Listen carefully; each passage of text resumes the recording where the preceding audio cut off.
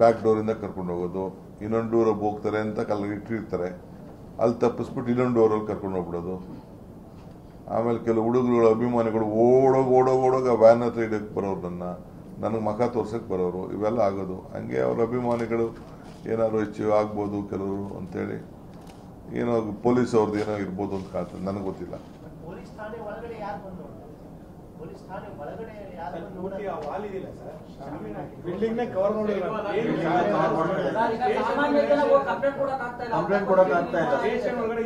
Passport verification ಹೋಗಕ್ ಆಗ್ತಾ ಇಲ್ಲ. ಪೂರ್ತಿ ಕವರ್ ಮಾಡಿದ್ದಾರೆ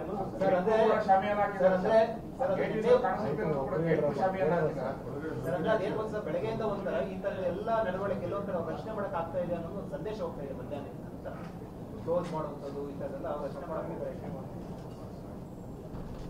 ಏನೋ ಹೊಸ್ದಾಗಿ ಕೇಳ್ಕೊತಾ ಇದ್ದೀನಪ್ಪ, ತಿಳ್ಕೊತಾ ಇದ್ದೀನಿ ನಾನು. ಆರೋಪಿಗಳಿಗೆ ಬಿಸಿ ಬಿಸಿ ಬಿರಿಯಾನಿ ಕೊಡ್ತಾರೆ ಸರ್ ರಾತ್ರಿ.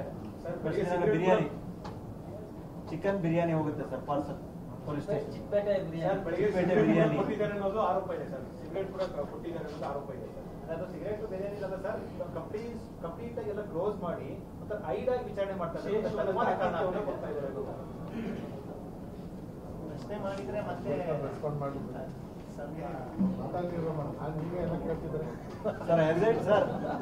ನನಗೆ ಮೋರ್ ಇನ್ಫಾರ್ಮೇಶನ್ ಬರ್ತಾ ಸರ್. ಉಪಮುಖ್ಯಮಂತ್ರಿಗಳಾಗಿ ತಮ್ಮ ಮೇಲೆ ಏನಾದ್ರು ಒತ್ತಡ ಬಂದಿತ್ತ ಸರ್? ದರ್ಶನ್ ವಿಚಾರದಲ್ಲಿ ತಮ್ಮ ಕ್ಯಾಬಿನೆಟ್ ನ ಸಹೋದ್ಯೋಗಿ ಯಾರಾದ್ರು ಅಥವಾ ಶಾಸಕರು ಯಾರಾದ್ರೂ ಒತ್ತಡ ತಂದಿರ ಸರ್? ನನ್ನ ಹತ್ರ ಮಾತು ಇಲ್ಲ, ನನಗಷ್ಟು ಸಂಪರ್ಕನೂ ಇಲ್ಲ, ನನ್ನ ಆ ವಿಚಾರ ನನಗೆ ಗೊತ್ತ. ನನಗೆ ಇದು ಕೇಸ್ ಆಗಿದ್ದೆ ನನಗೆ 24 hours ಆದ್ಮೇಲೆ ಗೊತ್ತಾಯ್ತು. ಅಂದ್ರೆ ಕೆಲವರು ಬಾರಿ ಓಡಾಡ್ತಾ ಇದ್ದಾರೆ ಅಂತ ಸರ್ ಅವ್ರ ಪರವಾಗಿ. ಸಚಿವರೊಬ್ರು, ನಿಮ್ಮ ಸಂಪುಟದ ಸಚಿವರೊಬ್ರು ಸ್ವಲ್ಪ ಆಸಕ್ತಿ ವಹಿಸ್ಕೊಂಡಿದ್ದಾರೆ.